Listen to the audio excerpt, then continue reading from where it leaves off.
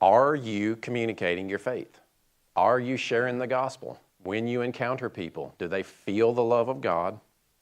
Right? Because that's the motivation. You communicate compassion and love to this person, however you create that environment, not in an unhealthy way. But then can you communicate the gospel? How do you communicate the gospel? What is it? And see, that's the fun part for us. And we're all commissioned to do the work of the evangelist. I think there are some people that are called into the office of evangelist to function within a body. So like this, there are some of you that God is saying, look, I need you to be an evangelist for this body to help them rise up and step out a little bit. But it's not really about door knocking and soul winning per se. It's about going into the world and communicating the gospel. You leave this church today, and for the rest of your life, you're walking out, whatever door you're walking out in the morning, being sent into a city because Jesus will soon be there and encounter these people that you're going to encounter today. What is it that you have done to prepare the way for those people to hear the heart of Christ once He shows up? You know, because you might be the seed planter. You might be the 10-year-old girl that prays, and then 5 years from now, this person says, oh man, it's like it clicks.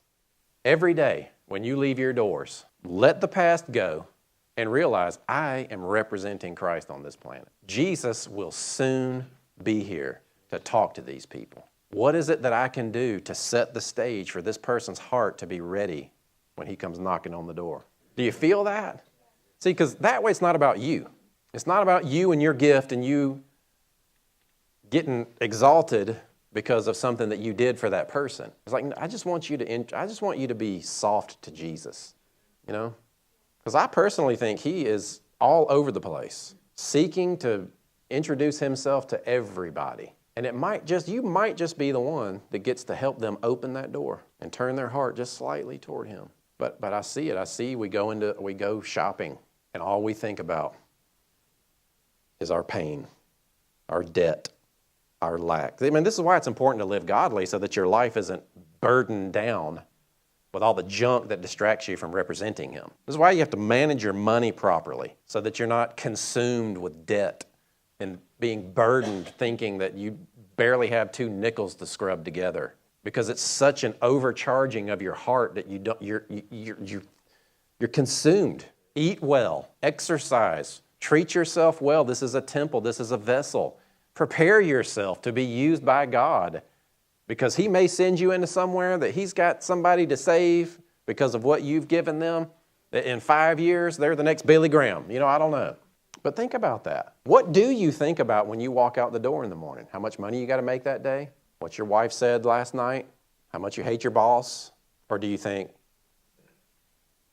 I'm in this world for just a little while, and people need to hear about Jesus? You leave your door.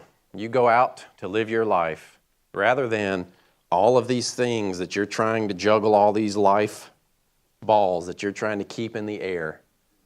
It's like, okay, let me rise above that. I can represent God today. I get to go out and prepare the way for King Jesus to come in and have an encounter with this person. Let's do that. Amen?